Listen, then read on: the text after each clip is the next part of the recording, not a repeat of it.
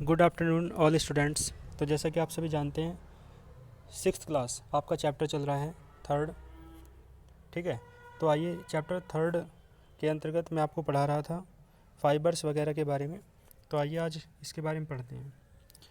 ठीक है, यहाँ पे आओ, देखो serial number types of fibre, यानी एक रो में तो एक कॉलम में आपको क्या दे रखा है, टाइप्स ऑफ फाइबर, यानी आपके फाइबर्स जितने भी टाइप के होते हैं उनके बारे में बता रखा है आपको। दूसरी रो में क्या दे रखा है, इफ़ेक्ट सोन ड्यूरिंग बर्निंग, यानी जब इन फाइबर्स को जलाया जाता है तो क्या इफ़ेक्ट होता है।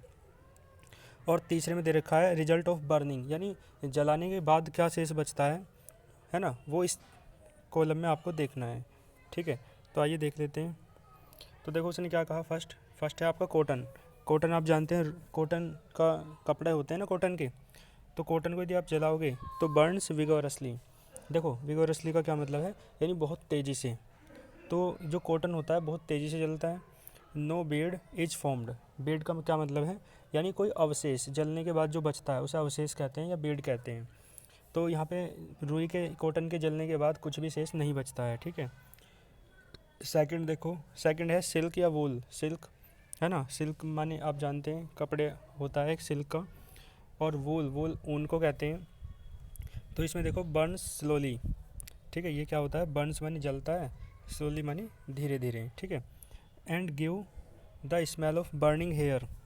और जो बर्निंग हेयर हैं, यानी जो बाल होते हैं ना, बाल, तो बालों के जलने से जैसी स्मेल आती है, ऐसी ही सिल्क और वूल को जलाने से आती है। देखो इसके जलाने पर भी कोई भी अवशेष नहीं बचता है। ठीक है, इसके बाद देखो नेक्स्ट है पॉलीएस्टर। पॉलीएस्टर भी एक फाइबर का नाम है। बर्न्स विद डिफ़िकल्टी, ये क्या है, डिफ़िकल्टी यानी कठिनाई से जलता है। And produces black smoke on burning, और प्रोड्यूसेस माने उत्पन्न करता है, ब्लैक स्मोक माने काला धुआं, ऑन बर्निंग माने जलने पर, है ना। यानी जो पॉलीएस्टर होता है वो जलने पर काला धुआं उत्पन्न करता है और बहुत कठिनाई से क्या होता है, जलता है। देखो फॉर्म्स हार्ड बीड्स, और इसके जलने के बाद एक हार्ड माने कठोर पदार्थ बचता है। ठीक है, नंबर फोर्थ देखो नायलॉन। नायलॉन का रेशा होता है, फाइबर होता है, आपको पता है। तो बर्न्स विद डिफ़िकल्टी, नायलॉन जो होता है ये भी डिफ़िकल्टी यानी कठिनाई के साथ जलता है। Shrinks on flame, shrinks on flame का मतलब है, श्रिंक्स माने सिकुड़ता है, ऑन फ्लेम माने जब इसे जलाते हैं तो ये क्या होता है, सिकुड़ता है। And produces smell of burning hair, और ये भी क्या प्रोड्यूस करता है, बालों के जलने की जो स्मेल होती है, ऐसी ही स्मेल नायलॉन को जलाने से आती है। देखो फॉर्म्स हार्ड बीड्स, यानी इसे जलाने पर भी कैसे हार्ड बीड्स यानी कठोर पदार्थ बचता है। देखो नेक्स्ट है रेयन। रेयन भी एक रेशा होता है, फाइबर होता है।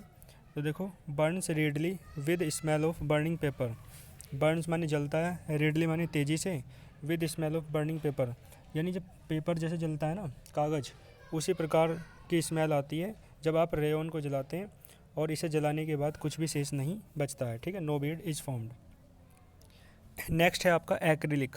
एक्रिलिक के बारे में देखो क्या कह रहा है, उसने कहा श्रिंक ऑन फ्लेम, यानी श्रिंक मानी क्या समझते हैं, सिकुड़ने, यानी सिकुड़ता है, ऑन फ्लेम मानी जलाने पर। एंड प्रोड्यूसेस, और क्या करता है, उत्पन्न करता है, ब्लैक स्मोक ऑन बर्निंग, और काला धुआं जलाने पर उत्पन्न करता है। ठीक है, forms a black Beed. Forms मानी उत्पन्न करता है, क्या उत्पन्न होता है जलाने के बाद, ब्लैक बीड, है ना, यानी काला पदार्थ बचता है। ठीक है, और काला ही धुआं इसमें जलाने पर उत्पन्न होता है और बाद में काला ही पदार्थ बचता है। देखो इसके बाद है जूट। जूट आप समझते हैं एक रेशा होता है। तो बर्न्स रेडली, यानी बहुत तेज़ी से जलता है, रेडली का मतलब तेज़ी से, with smell of burning paper, यानी इसमें जलते हुए एक कागज़ के जलने की जैसी वो होती है स्मेल, ऐसी स्मेल आती है। और नो बीड इज फॉर्म्ड। ठीक है, जिस प्रकार कागज़ के जलने के बाद कुछ शेष नहीं बचता है, उसी प्रकार जूट के जलने के बाद भी कुछ शेष नहीं बचता है। ठीक है, तो यहाँ तक आप अच्छे से देख लेंगे, इसके बाद कल पढ़ेंगे नेक्स्ट चैप्टर। ठीक है, ऑल द वेरी बेस्ट।